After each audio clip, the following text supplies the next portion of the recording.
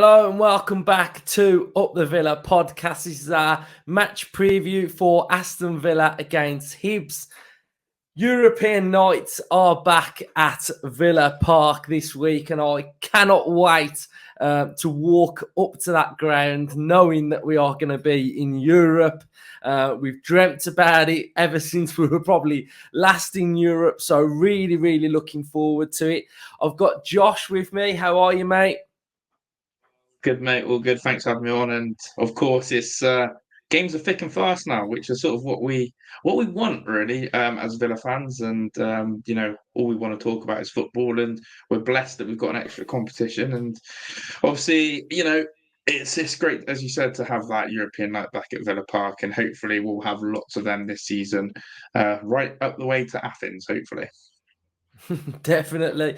So last time I saw you, I was driving back to mine from Newcastle. It was about 11:30, midnight when we got back, and we were very despondent, very disappointed. But ever since I've last saw you, we've won 3 games in a row, and the whole picture looks completely different now. So what a turnaround. What have you made of the last 3 games? Um, Absolutely, sort of that bounce back mentality. The more I look at it now, I couldn't see it at the time, but more I look at it now, it's the kick up the ass that we needed almost. Do you know what I mean? It's that sort of like, right, we're in the Premier League, we've got to be switched on at all times, no lapses in concentration because teams can punish you. And the more you look at the Newcastle game in terms of sort of the injuries and the Tyrone Mings incident and the freak way in which we gave away some goals, and maybe even the formation, right? Since then, Unai's gone back to business. He's gone back to that back three with playing the Luca Dean as high as possible. We obviously got to see Matty Cash do it this weekend. It's been Leon Bailey, and it's been what you and I were desperate for, really, against Newcastle, was that was the formation the system wanted to see. It's not 5 at the back, it's that back three. And as I said, mate, the mentality now of scoring a lot of goals. We're talking now, trying to do quick maths, 12 goals in the last 3 games, plus 1 conceded. I mean, that's a great sign of a good team, isn't it? Yeah, definitely. And you mentioned like Emery's mindset and his mentality. We've got a quote from Emery after the game, and it was, "I am trying to be better than I was yesterday, and tomorrow I want to be better than I am today." And that's just an Emery quote off the top of his head. He's not writing it down. It's just come to his mind, and that's the way he operates. And I think, that just shows the guy that is leading this club forward. He's striving to be better all of the time. He's not okay with just average. He wants to be better. And if we do put in a big performance, we need to be better next game. And that's exactly what he's all about. So, I'm absolutely loving Emery to bits, to be fair. And I've got a graphic here that will highlight the job that Emery has done since the turn of the year. Now, I always like to look at things from the turn of a year because a lot of clubs take their turn of the year form into the next Premier League season. So we are in 2023. So this is from Statman Dave. Since the start of 2023, Aston Villa have won 49 points in the Premier League. Only Man City, with 62, have won more. Now, this is absolutely phenomenal from Villa. This points tally here. And I imagine if we carry this form on from the turn of the year until next year, then we're going to be bang up there again. And this just shows the mentality and how good of a job we are currently still doing. So, I think it's just, what you were saying earlier, but it's massive, isn't it, Josh? Absolutely, mate. And sort of while we're sort of just praising Emery, it's so apparent about sort of what this guy brings in terms of, if you go back and watch Matty Cash's interview about how he says how Emery is basically a wizard. He looks into a glass ball, can predict how the opposition's going to play, can predict the game plan, and can predict how Villa should execute it. And he says he does it every game. He calls it every game. And I hate keep going back to it, but when you get into a glass ball and you look at the Newcastle game, you don't imagine Tyrone Mings to go down with that injury. You don't imagine an individual error, a capitulation like Ezri Konsa had there. And for me, that is why Emery is proving to be the top dollar man that he is, because he is tactically obsessed in and out of possession. And again, I was just on the radio earlier, TalkSport. You've now got TalkSport talking about Mrs. Steve Sidwell and Darren Bent, talking about how Unai Emery is one of the last people to leave Bodymoor Heath. He's an absolute obsession tactician. And they even, Darren Bent's an Arsenal fan. Darren Bent even went on to say, look, being Arsenal manager after Arsene Wenger is basically the impossible dream, the impossible task. And he said if Emery came in right now, the man after the man who succeeded Wenger, he has no doubts that he would be leading Arsenal to a Premier League title. So I just we say it a lot and you see it a lot on social media. In Unai Emery we trust. And the final point about him is, did you hear what he said about Hibernian? He said how serious he took the preparation going into that Hibernian game, the amount of analysts he used, the amount of observations that he did, and he wanted to go into that encounter against Hibs. Now, how many managers, I'm not saying they would, and I don't want to disrespect any other manager, but how many managers would not be that intense about playing an opposition that on paper you should beat 9 out of 10 times every day of the week? And that's where I know that this competition right now is going to be unbelievable, where we see the Unai Emery lineups. Definitely. And there's another little stat that I found coming out of the weekend's game, and I'm putting respect on his name, and I know you are as well, Josh. We got to just touch on this.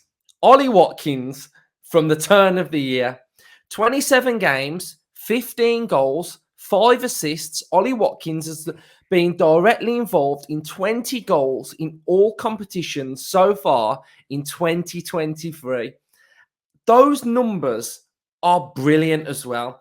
And, even if he's not scoring and he may have chances and he may miss some chances, as long as that's not affecting games where we should be winning and that chance has cost us, then I'm okay, because that assist that he put in for Matty Cash against Burnley, that work rate, you saw the graphics that I put on the screen of Watkins running through and busting a gut and everything. So I remember when, and I've got a little comparison now to Villa, and it's a comparison to Liverpool. And I've got this funny feeling. Do you remember the triple S, Suarez, Sturridge, and Sterling? I think we're going to have something brewing here with Diaby, Watkins, and Bailey, or whoever's on that right, because that front three of Villa is absolutely terrifying. And I'm putting some respect on Watkins' name, because those numbers are brilliant, and I think it's so important to our team. And I know that you've been having a couple of fans on your stream sort of, pretty much slating him, to be fair, but I think it's so unjust, really, from those numbers that he's putting in. Yes, he misses the odd chance, fair enough, but name me a striker that can come into Villa and have that input that Ollie Watkins has, because I'm telling you, you'll be looking long and hard to find a striker that's Premier League ready that can do that. And back up those numbers, exactly. And I'm not going to disagree with Villa fans who say he needs competition. Look, we don't know what JD is going to do. And it's good to see him starting to get a few more minutes. And I'm sure we'll be mentioning him a bit more in a few minutes' time in this preview. But look, for me, he's irreplaceable. Like, I just cannot fathom how much and how pivotal he is to this side. And I know he misses chances, and I try to look at it the other way, and it depends how you are in life. I try to look at it as at least he gets in those positions, because soon he's going to hit a purple patch where he goes on that incredible scoring streak, and that will come from Ollie Watkins this season. But for me, it's you can change the stat and look at it. You can go, oh, but he's only scored 1 goal in 10 Premier League games. Or why don't you revert or have a look at the stat that you've just put up and see the bigger contributions? Look at the assists, look at the chances created. And again, ask the Villa players and the Villa staff what he brings to the team in and out of possession. And it's hold-up players' ability for the ball to stick. I'm really sorry to call him out, but like Cameron Archer, right? the difference in the striker that Unai needs in that system. Cameron Archer wanted to stay on the last man. Really, if you look at pre-season, and I know he got not as much minutes as Ollie, but the overall in the way the ball wasn't retained. When Ollie's not on the pitch, the ball is not retained, and he's so pivotal to that. And yeah, and look, he's got his campaign off in this competition on a hat trick. He's going to be in Unai's ear to want to play every Thursday. He'll want that. He, as a goal scorer, we won 3-1, and the reaction of Ollie Watkins was that sort of you saw it. The camera went to him on the bench on my stream where he's next to Dougie. He looked happy, but he also was chomping to score, and that's, as you said, I think the key point for you and what you said, and all Villa fans have got to hold on to this. If we're winning games, it doesn't matter who scores. It doesn't matter if your main man isn't putting the ball in the back of the net because others are. It's when your team is struggling down the bottom like an Everton or Wolves, then the questions come on your number 9 going, you paid to score goals. Ollie's time will come. Have faith. Back him, praise him, and watch him. Definitely. A great point there, Josh. Great point. Right, so we turn our attention then to Hibs. It's such a weird preview because, I mean, ever since I've done this part, I've never been in this position where we're playing in a European game, second leg, with 5-0 in front. Like, there's nothing I can really say, to be fair, other than we're going through. But there's been some turn of events at Hibs, and their manager has had the sack. And I felt it was so funny in that game where Lee Johnson was like more worried about Emery sort of like stepping over his line, and Emery's doing his little tactic. And I can tell Emery's just had a little look at him and said, "Mate, what are you doing?" And that just shows the two different managers. Like, Emery's so focused, and you've got this clown on the sides and worried about that he was stepping over a line. And I'm like, mate, just concentrate on your team and your possession and what you're doing. And that's just the difference. So he's had the sack. So the club has taken a tough decision to relieve Lee Johnson of his duties following a disappointing start to the domestic campaign. We wish Lee and his coaching staff all the best for the future and thank them for their efforts. David Gray will take charge of the first team as caretaker manager for the immediate future, and he'll be supported by Stuart Garden. So, yes, so he's gone. Josh, what are you expecting from this game? Because I think it probably depends on how strong Villa's lineup is, depending on how the game goes. If Villa go pretty strong, then I'd imagine it'll be pretty similar to the other day. If we go half the squad's out, we don't know how that's going to pay out with youngsters in the team. So what's your vibe? Well, I just had a quick look as you're talking about Hibernian's results, right? Because obviously that statement said there about domestically, sort of, haven't been happy with the league. Not only are they, really struggling there, but what's interesting is in every game they've played, Luke, all the way back to their Europa Conference League qualifier against Interclub de Escaldes, that big team. They have basically scored 2 goals in every game they've played. So what's fascinating is that we actually kept them to a clean sheet as well. We're the only team they haven't scored 2 goals against. So it's not like they're shy in front of goal. And it's not like they were, and I actually thought, I put credit to them. I actually thought their attacker, who was that 7 Johan, I thought he was actually a very good player. I thought Boyle, who everyone was hyping up before, who was on that right wing, really went missing. I thought he caused a little bit of problems. So the fact they've scored 2 goals in every game, and we're the first team to rank them, I wonder again if that's in their mindset that, look, we don't have a problem scoring, we can't keep them out the other end because they've been shipping goals for fun. So look, I do expect a response, but at the same time, there's part of me who thinks they could blank again against us. They could genuinely blank again against us. And I think those Hibs fans, and I want to put a bit of credit and respect on Hibs fans because in case if there's any watch as well, I thought that little section behind the goal. Now I know a lot of people they're Marmite, these sections. Those sort of youth ultras sort of sections that they have, and they chant and they sing for 90 minutes throughout the game, no matter the result.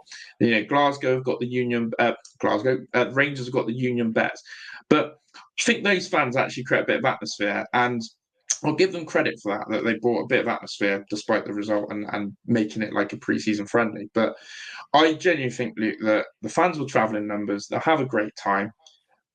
I think they're going to leave just hating the 90 minutes of football and enjoying everything else that was present for them.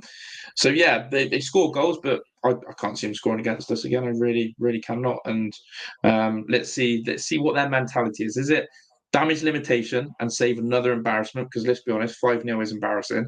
And is it about shutting up shop? Or are they just going to throw? They're going to throw the kitchen sink and really try and have a go at us, but open themselves up even more.